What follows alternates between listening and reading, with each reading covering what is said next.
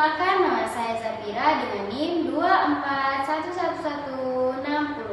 Baik, di sini saya akan memenuhi tugas dari Bapak Muhammad Ihsan Jauhari, MPD. Saya mulai.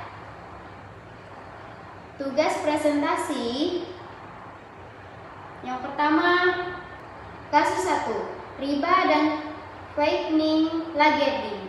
Analisis kasus. Pada kasus ini, platform Quintex memotong biaya administrasi dan biaya langganan di awal pencairan seperti dana, sehingga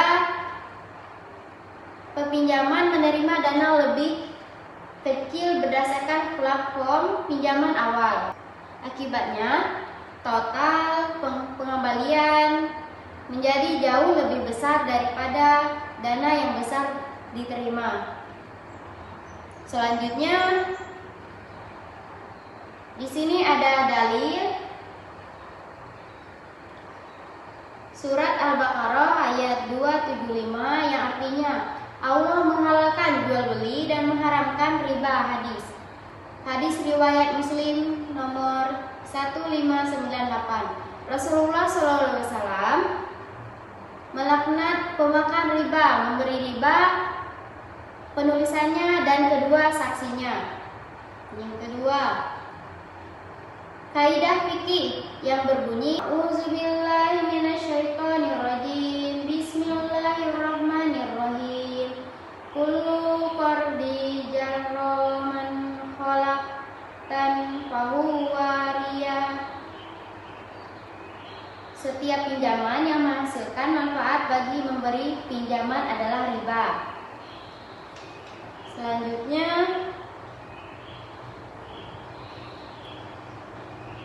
ujaroh yang sah dan riba terselendung.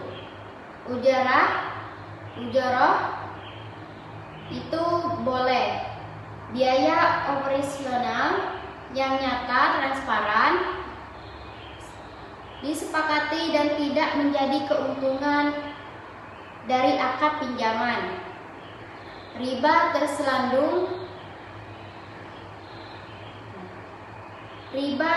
tersumbung biaya yang diuntung berdasarkan jumlah pinjaman atau dipotong di awal sehingga menjadi keuntungan bagi pemberi pinjaman. Terus Fatwa DSM MUI nomor 19 sampai atau DSM MUI 7/2001 tentang Al-Qard. Memberi pinjaman tidak boleh mengambil keuntungan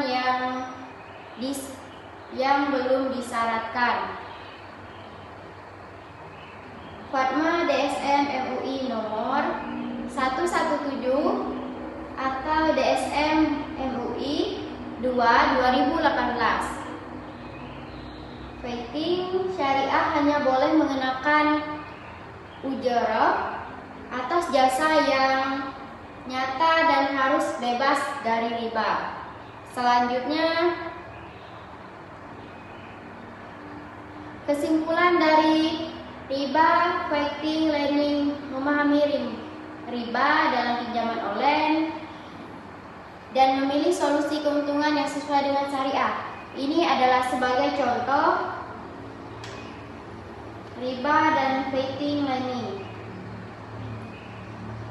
Kesimpulan praktek pada kasus tersebut tidak sesuai dengan prinsip fikih muamalah karena pinjaman meminjam dana lebih kecil tetapi wajib mengambilnya dan lebih wajib mengembalikan lebih besar.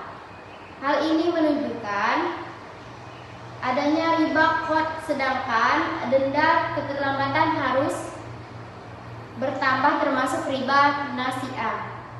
Oleh karena itu, biaya dalam akad pinjam-minjam hanya dibolehkan jika benar-benar merupakan atas biaya operasional real dan bukan sebagai memperoleh pinjaman. Selanjutnya, kasus kedua, yaitu akad jual beli di area sosial corporate, yaitu COD. Ini sebagai contoh gambarnya. Dan sistem cash on delivery, yaitu COD, adalah jual beli di mana pembayaran dilakukan saat barang sampai kepada pemiliknya. Dalam fikih muamalah, akad jual beli yaitu COD sah selama memenuhi rukun dan syarat fikih muamalah, yaitu adanya penjual, pembeli, barang yang harus jelas dan halal, harga yang disepakati, serta ijab kabul. Kurir dalam sistem COD hanya bertindak sebagai wakil atau perantara untuk menyerahkan barang dan menerima pembayaran bukan dari pihak dalam akad jual beli. Selanjutnya, yang kedua, menyerahkan barang, yaitu atau yang disebut taslim al-madi. Menyerahkan barang dianggap terlaksana ketika barang diserahkan kepada pembeli atau melalui kurir.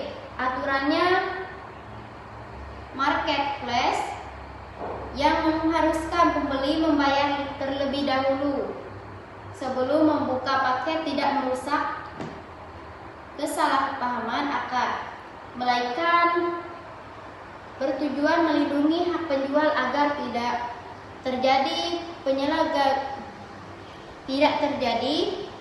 penyalahgunaan seperti barang dibuka atau barang yang